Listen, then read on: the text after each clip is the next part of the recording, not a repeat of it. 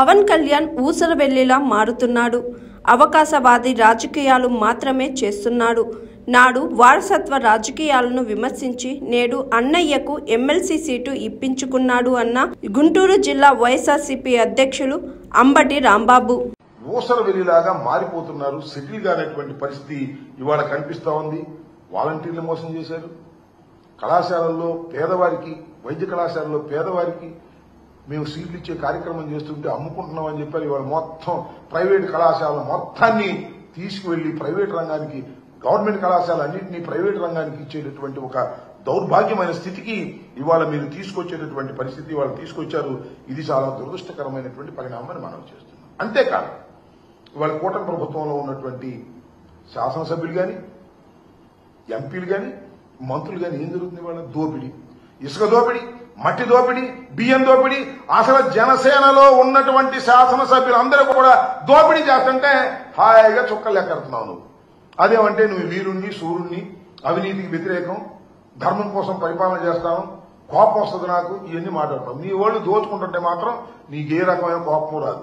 మీ వాళ్ళు డైరెక్ట్ గా లెక్చర్లు కొడుతున్నారు, డాక్టర్ల మీద తిరగబడుతున్నారు. అసలు నీకు అతి ప్రియమైనటువంటి మంత్రి గారు ఉన్నాడు. ఆయన కలెక్షనే పనిగా బియ్యం, రైసు, విజిలెన్సు, దాడులు, సీజు, మళ్ళా ఓపెను, డబ్బులు. ఈ మధ్య సీజ్ ది షిప్ అని సముద్రంలోకి వెళ్ళావు, మళ్ళీ తిరిగి వచ్చావు. పర్థం లేని మాటలు మాట్లాడేటటువంటి పరిస్థితికి వల్ల మీరు దిగజారిపోయినటువంటి పరిస్థితులు ఉన్నాయి. అసలు మీ సిద్ధాంతం ఏంటో, మీ పరిస్థితి ఏంటో మీకే తెలియని పరిస్థితుల్లో మీరున్నారనేది ఇక్కడ నేను చాలా స్పష్టంగా చెప్పదలుచుకున్నాను.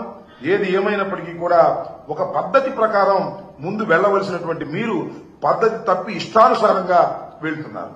ఒకసారేమో తెలుగుదేశానికి సపోర్ట్ చేస్తారు, ఒకసారేమో వ్యతిరేకించినట్టుగా నటిస్తారు.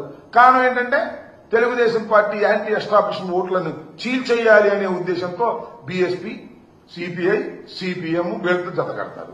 మనది అయిపోయిన తర్వాత మళ్ళా మన తెలుగుదేశం పార్టీతోనూ బీజేపీతోనూ జత కట్టేటటువంటి పరిస్థితులు, అవకాశవాద రాజకీయాలు మీరు చేస్తూ ఉత్తరాది అహంకారాన్ని ఎదుర్కొంటామని చెబుతూ దక్షిణాదికి ప్రతినిధిగా బయలుదేరి, నాకు తెలియగలుగుతానండి, మన పిఠాపురం కర్ణాటక నుంచి వచ్చారంట, తమిళనాడు నుంచి వచ్చారంట, మహారాష్ట్ర నుంచి వచ్చారంట, తెలంగాణ నుంచి వచ్చారంట. 4 భాషల్లో మాట్లాడేశాడు. 4 భాషల్లో మాట్లాడేసి నేను ఉత్తరాదికి వ్యతిరేకంగా, ఉత్తరాదికి అనుకూలంగా దక్షిణాది నాయకుడిని అని ఆయనే ప్రకటించుకునేటువంటి పరిస్థితిలో ఉన్నాడు. ఇది చాలా దురదృష్టకరమైనటువంటి పరిణామంతో పాటు మీకు గుర్తుందో లేదో, కుటుంబ రాజకీయాలేంటి, వారసత్వ రాజకీయాలేంటి, ప్రజల నుంచి పుట్టాలి నాయకులు అన్నాడు. నాకు అర్థం కాల, ఎక్కడి నుంచి ఒకటి పుట్టారని ఎవరు? అదేమంటే ప్రాణత్యాగం చేయడానికి నేను సిద్ధం అన్నాడు. ప్రాణత్యాగం చేయడానికి సిద్ధం అంటాడు, ఎమ్మెల్సీ సీటు ఖాళీ అయితే మాత్రం అన్నగించుకుంటాడు. ఏంది ఇలాంటి అవకాశవాద రాజకీయాలు చేస్తున్నటువంటి వ్యక్తి ఇవాళ పవన్ కళ్యాణ్ గారు పిఠాపురం సాక్షిగా ఇవన్నీ నిరూపణ అయినాయని కూడా ఈ సందర్భంగా నేను చెప్పదలుచుకున్నాను. Hi, this is Swathi. Like చేయండి, షేర్ చేయండి, కమెంట్ చేయండి అండ్ సబ్స్క్రైబ్ చేయండి GR TV. Hi, this is Monica. Please like, share and subscribe GR TV.